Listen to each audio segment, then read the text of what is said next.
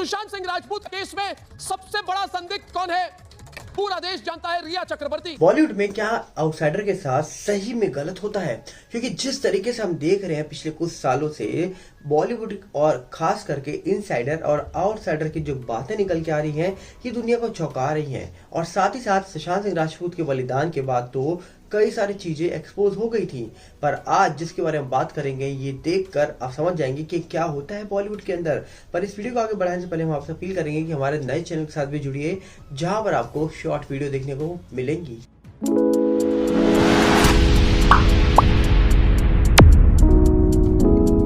सबसे पहले आपको बता दिया जाए, कहा जा रहा है कि बॉलीवुड की रियलिटी तो पिछले कुछ सालों से हम देखते आ रहे हैं, पर आज फिर इनसाइडर और आउटसाइडर को लेकर कुछ बातें निकल के आ रही है जो देश को चौंका रही हैं।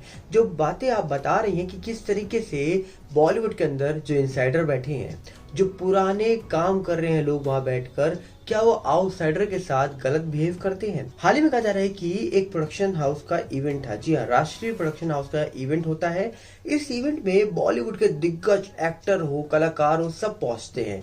जहां पर कहा जा रहा है कि बच्चन फैमिली से जया बच्चन जी पहुंचती है, साथ में उनके बेटे अभिषेक बच्चन पहुंचे, और ऐसे ही करके बड़े बड़े दिग्गज को वहां पर देखा गया। और इस पार्टी के अंदर, इस प्रोडक्शन हाउस पे इवेंट के दौरान देखा गया कंगना रनावत को, जो अनुपम खेर जी के साथ खड़ी थी। और उसी वक्त कहा जा रहा है कि अनुपम खेर जी से मिलने आती हैं जया जी, और जया आंटी जैसे ही मिलने आती हैं, उसी समय कहा जा रहा है कि वहां कंगना मौजूद थी, पर जया आंटी कंगना से नहीं मिलती हैं, वो अनुपम खेर जी से मिलती हैं। साथ में एक और लेडी खड़ी है, उनसे मिलती हैं, पर कंगना से वो बिल्कुल बात ना करके उनको इग्नोर मार के साइड से निकल जाती हैं। अब ये जैसे ही बात सामने निकल के आई तो उसी समय लोगों ने यहाँ पर जया बच्चन को ट्रोल कर दिया, और जैसे ही वीडियो सामने निकल के आई, लोगों ने फिर से जया बच्चन के नाम के आगे एटीट्यूड वाली, घमंडी वाली ये वर्ड लिखने शुरू कर दिए। पर इसी दौरान कहा जा रहा है कि अभिषेक बच्चन को शायद महसूस हुआ या कुछ बात हुई, जिसके बाद उन्होंने कवर अप करने के लिए तुरंत सबसे पहले जाकर कंगना रनावत को गले लगाया। अब कहीं ना कहीं ये बातें दिखती हैं कि इनसाइडर आउटसाइडर के साथ क्या बर्ताव होता है, ये तो सुशांत के बाद सबको पता लग ही गया है। पर इसी के साथ साथ एक बात और पता लगी कि किस तरीके से जब आप एक पॉलिटिशियन हो, आपके पास फ्रीडम ऑफ स्पीच है, आप पार्लियामेंट में जाके एक बड़े बड़े भाषण देते हो, वहीं पर कंगना रनावत सोशल मीडिया में बैठकर बड़े बड़े खुलासे करती है, उससे लोगों को परेशानी हो जाती है। पर जब जया बच्चन जी पार्लियामेंट में भाषण देती हैं, उससे भी लोगों को परेशानी होती होगी, पर उस समय लोग उनको कुछ बोल नहीं सकते हैं। वैसे ही कंगना रनावत के ऊपर जिनको गुस्सा आता है, वो सोशल मीडिया पे जाकर उनके पोस्ट में गुस्सा निकाल देते हैं। तो आखिरकार सब अपनी लाइफ जी रहे हैं, पर अगर आप एक इंडस्ट्री में हो, एक कंपनी में हो और एक ही फील्ड के हो, तो मुझे लगता है कि आपको दुनिया के सामने तो कम से कम एक जैसा रहना चाहिए।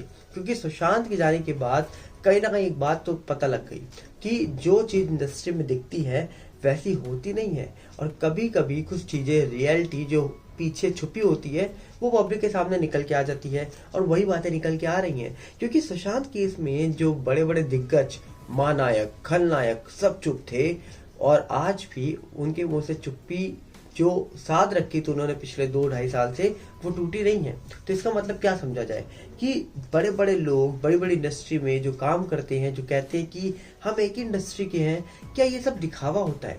क्या सही में वो चाहते हैं कि हमारे आगे की जनरेशन जो है वो भी आगे बढ़े, जबकि सिर्फ वो इतना ही चाहते हैं कि उनकी फैमिली आगे बढ़े, उनकी जनरेशन आगे बढ़े, ना कि कोई दूसरी जनरेशन से आया हुआ इंसान, दूसरा परिवार का आया हुआ लड़का लड़की आगे बढ़े।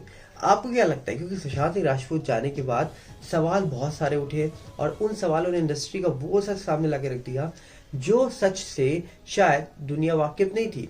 और इंडस्ट्री के कुछ ऐसे कलाकार जिनको बहुत अच्छा समझा जाता था, उन्होंने भी इस पूरे मामले में चुप्पी ना तोड़ते हुए कुछ नहीं बोला। तो इसका मतलब साफ था कि किस तरीके से बॉलीवुड की जो रियलिटी थी वो देश के सामने निकल के आई, और इसका असर फिल्मों में दिखा।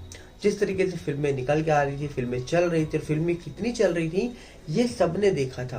तो कहीं ना कहीं आज हम देख रहे हैं इंडस्ट्री का वो सच जो इंडस्ट्री दुनिया को सिखा रही है कि आप अगर मैरिज कर रहे हो तो आपको तलाक लेना है। मतलब कहीं ना कहीं क्या चीजें दुनिया को सिखाई जा रही है फिल्म इंडस्ट्री के द्वारा, ये आज तक कोई समझ नहीं पाया है। क्योंकि फिल्म इंडस्ट्री के द्वारा देख रहे हैं हम कि हर वो चीज दिखा दी जाती है जो शायद हर इंसान को नहीं देखनी चाहिए। पर यहाँ पर इसकी कोई मान मर्यादा नहीं है। आप जिसको फॉलो कर रहे हो, आप उसकी लाइफस्टाइल फॉलो कर रहे हो, उसके थॉट्स को फॉलो कर रहे हो, और इंडस्ट्री के जो थॉट्स हैं वो इतने खुले हैं कि भाई साहब वो तो ये भी कह देते हैं कि अगर हमारे घर में कोई शख्स शादी से पहले बच्चा भी कर ले तो हमें टेंशन नहीं है। हमारे घर में कोई महिला 50 साल की है, उसका अफेयर कोई 25-30 साल के साथ लड़के के साथ चल रहा है, तब भी कोई दिक्कत नहीं है। तो ये सब चीजें हमको देखने को मिल रही हैं और सोचिए लाइफ देखने को मिल रही हैं। तो कहीं ना कहीं लगता है कि इंडस्ट्री सिखा क्या रही है या फिर सिखाना क्या चाहती है, क्योंकि कुछ ऐसी चीजें जो हमको सीखने को मिलती थी पहले की फिल्मों से वो शायद आज देखने को नहीं मिलती हैं। बहुत सारी चीजें बदल चुकी हैं। जब से सुशांत मामला हुआ तब से लोगों ने एक एक चीज पर नजर बना के रखी है कि आखिरकार हम सबको दिखाया क्या जाता है, हम सबको बताने की कोशिश क्या की जाती है। ये आज तक किसी को समझ नहीं आया, पर पिछले 2 साल से जब हमने इस चीज को महसूस करा, इस चीज को गौर से करके देखा, तो पता लगा कि आखिरकार इंडस्ट्री तो सिर्फ अपने लिए काम करती है, वो किसी के लिए काम नहीं करती है। अगर सबके लिए इंडस्ट्री काम करती तो शायद आज वो सुशांत के लिए भी बात करती। सुशांत के फैन जो पिछले 2 साल से जवाब मांग रहे एजेंसी से, वो उनसे जवाब भी मांगती और वो लगातार ये सवाल पूछती कि आखिरकार सुशांत के साथ क्या हुआ, किसने क्या किया। इतने फैंस उनके जो बने हैं सुशांत सिंह राजपूत के, वो सवालों का जवाब मांग रहे हैं, उनके जवाब क्यों नहीं मिल रहे हैं। वो सुशांत के फैंस के साथ खड़े होते, पर पिछले 2-2.5 साल से सुशांत के जो फैंस हैं उनको भी पता लगा, और खास करके जो लोग उन लोगों के फैंस थे जिनकी फिल्में कभी ईद में, कभी दिवाली में, कभी क्रिसमस में आया करती थी, उनको भी समझ आ गया कि आखिरकार हम उनको फॉलो कर रहे हैं क्या, जो शायद हमारे साथ कभी खड़े ही नहीं थे, सिर्फ दिखावा चल रहा था। बहुत सारी चीजें जो धीरे धीरे वक्त के साथ सामने निकल के आई, उन्होंने बता दिया कि आखिरकार अगर आपको किसी को फॉलो करना है तो डेफिनेटली आपको उसके बारे में सब कुछ जानना पड़ेगा, उसके थॉट्स को भी सीखना पड़ेगा कि वो सोचता क्या है। वो आपके साथ कभी खड़ा हो सकता है या फिर उसके अंदर जो कुछ चल रहा है वो सिर्फ उसी टाइम तक चल रहा है जब तक उसकी फिल्म नहीं आ रही है, जब तक उसको आपसे कोई फायदा ना हो तब तक वो आपके सामने निकल के नहीं आता है। ये सब चीजें गौर करनी पड़ेंगी, उसके बाद ही आप किसी को फॉलो कर सकते हो, किसी की बनाई हुई चीज देख सकते हो। फिर आप किसी को पसंद करते हो और उसके जाने के बाद इंडस्ट्री वाले आपका साथ नहीं देते हैं। तो अगर आपको किसी को फॉलो करना है तो आपको उस इंसान के बारे में जानना पड़ेगा।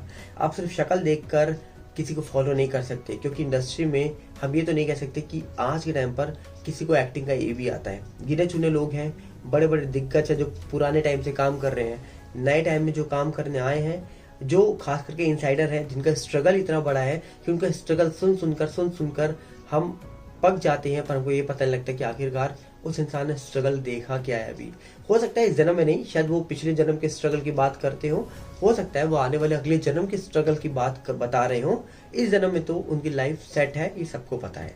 पर आपको क्या लगता है, आप ऐसी इंडस्ट्री को देखना चाहेंगे या देखेंगे जो इनसाइडर आउटसाइडर में अभी भी फर्क कर रहा है? क्या कहेंगे? कमेंट बॉक्स आपके लिए खुला है, और साथ में वो आपसे अपील करेंगे कि हमारा जो नया चैनल है जो हमने बनाया है आपके लिए, उसके साथ जुड़िए, उसके साथ जुड़कर उसको आगे बढ़ाइए ताकि आप हमारे साथ बना रहे, और साथ ही साथ हम और आपका जो साथ है 2.5-3 साल का, वो टूटे ना कभी। मिलते हैं बहुत जल्दी। नमस्कार, जय हिंद।